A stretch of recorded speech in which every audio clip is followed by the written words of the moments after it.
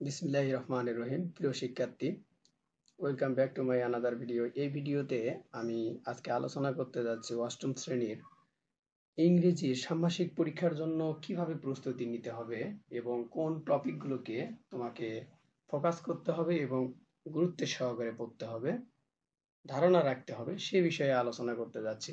প্রিয় শিক্ষার্থী, তুমি অলরেডি 4টি পরীক্ষা শেষ করেছো, ষান্মাসিক পরীক্ষা, এবং পঞ্চম যে পরীক্ষাটি অষ্টম শ্রেণীর সেটি ছিল ইংলিশ। সেটি কোটা বিরোধী আন্দোলনের জন্য থেমে যায়। আমি এই ভিডিও শুরু করার প্রথমেই কোটা বিরোধী আন্দোলনের সকল শহীদদের প্রতি গভীর সমবেদনা জানাচ্ছি এবং তাদের বিদেয়ী আত্মার মাগফিরাত কামনা করছি। কোটা যে একটি বৈষম্য, এই বৈষম্যের জন্য তারা আমাদের জন্য জীবন উৎসর্গ করেছেন।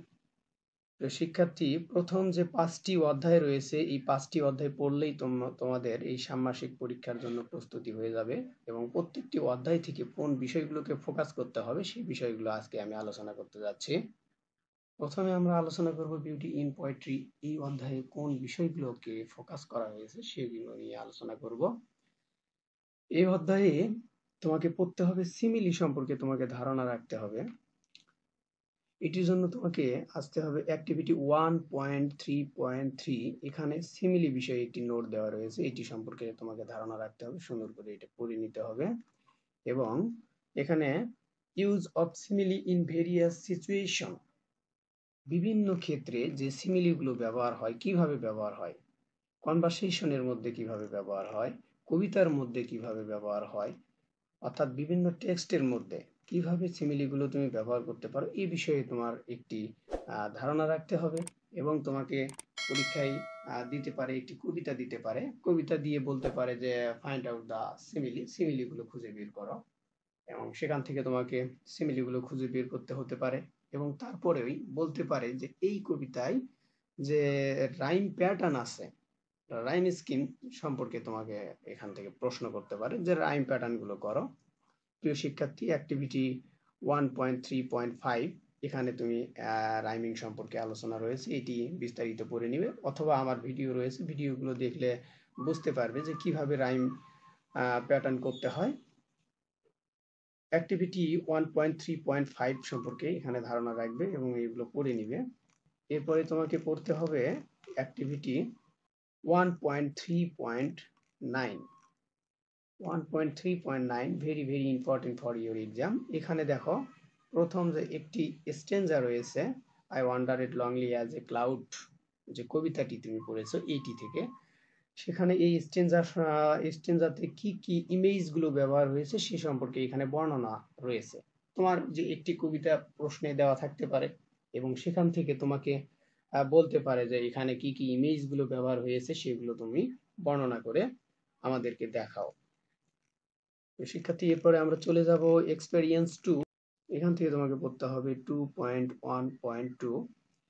ন্যারেশন বিষয়ে একটি ধারণা দেওয়া রয়েছে, মানে স্পিচ বিষয়ে ডাইরেক্ট থেকে ইনডাইরেক্ট একটি প্যাসেজ দেওয়া থাকতে পারে এবং সেই প্যাসেজের মধ্যে থেকে তোমাকে বলতে পারে যে find out the direct and indirect speech.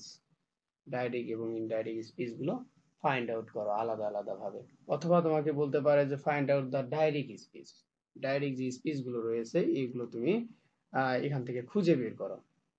তখন তুমি সেগুলোকে খুঁজে বের করলে, ডাইরেক্ট স্পিচ গুলো খুঁজে বের করলে, এবং তারপরে তোমাকে বললো যে এই ডাইরেক্ট স্পিচ গুলোকে এখন ইনডাইরেক্টে চেঞ্জ করো, তখন তোমাকে চেঞ্জটা করে দেখাতে হবে। এই ধরনের প্রশ্ন এখান থেকে হতে পারে। শিক্ষার্থী, এরপরে অ্যাক্টিভিটি 2.3.4, এটিতে দেখো খুব গুরুত্বপূর্ণ একটি বিষয় দেওয়া রয়েছে এবং এখান থেকে তুমি পড়ে নিবে কিভাবে সামারিগুলো লিখতে হয়, সে বিষয়ে তোমার প্রশ্ন থাকতে পারে।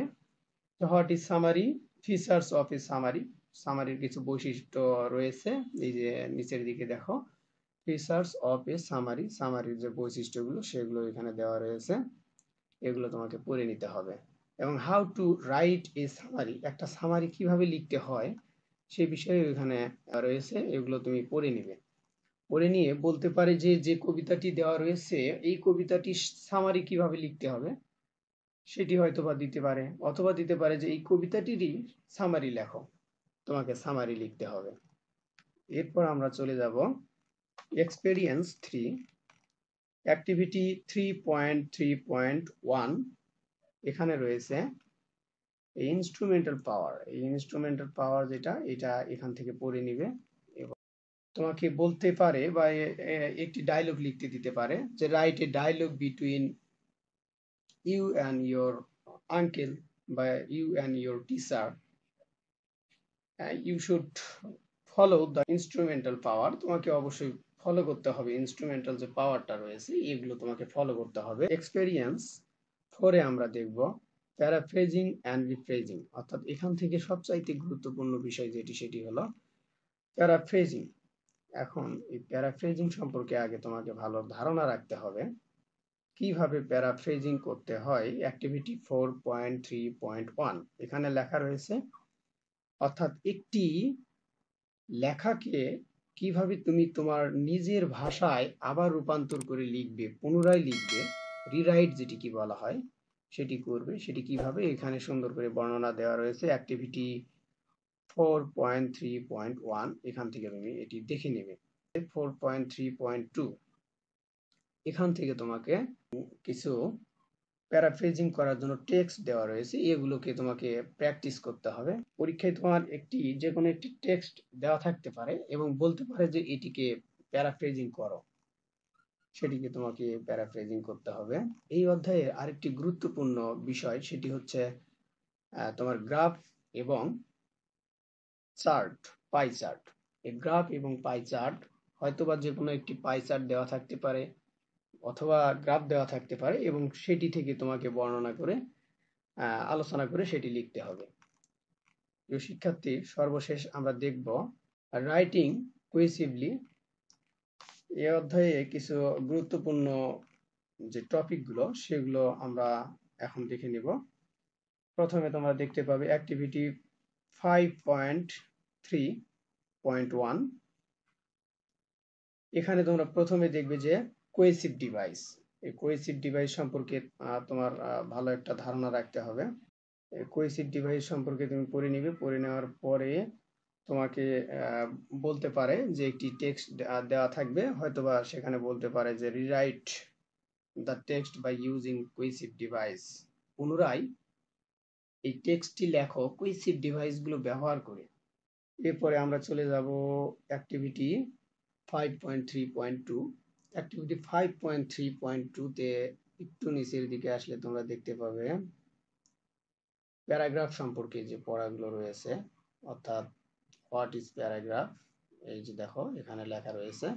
এখান থেকে তোমাকে প্রশ্ন রাখতে পারে যে what is paragraph and how we can write a paragraph, find out the 3 part of paragraph of the following paragraph। একটা প্যারাগ্রাফ দিয়ে বলতে পারে যে এটির পার্ট গুলো বের করো। প্যারাগ্রাফে 3টি পার্ট রয়েছে।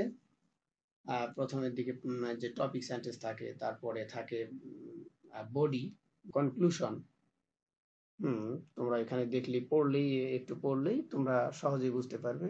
তোমাদের যদি আমি একটু দেখাইতে চাই, এই যে এখানে রয়েছে টপিক সেন্টেন্স। হ্যাঁ, এখান থেকে তুমি টপিক সেন্টেন্স কি সেগুলো পড়লে, এই যে এখানে দেওয়া রয়েছে টপিক সেন্টেন্স। টপিক সেন্টেন্স কোনগুলো প্যারাগ্রাফের মধ্যে একটি প্যারাগ্রাফ দিয়ে বলতে পারে। আবার বলতে পারে যে এখানে তোমার সাপোর্টিং সেন্টেন্স বা বডি কোনগুলো সেগুলো দেখাও। এই যে এখানে সাপোর্টিং সেন্টেন্স বা বডি কোনগুলো, এরপরে কনক্লুশন সেন্টেন্স কোনগুলো সেগুলো দেখাও। তারপরে বলতে পারে তোমার এসি সম্পর্কে। এইভাবে প্রশ্নও থাকতে পারে, ডিরেক্ট প্রশ্ন। সেটা হলো যে হোয়াট ইজ অ্যান এসে, একটি এসে কি বা এসে কি।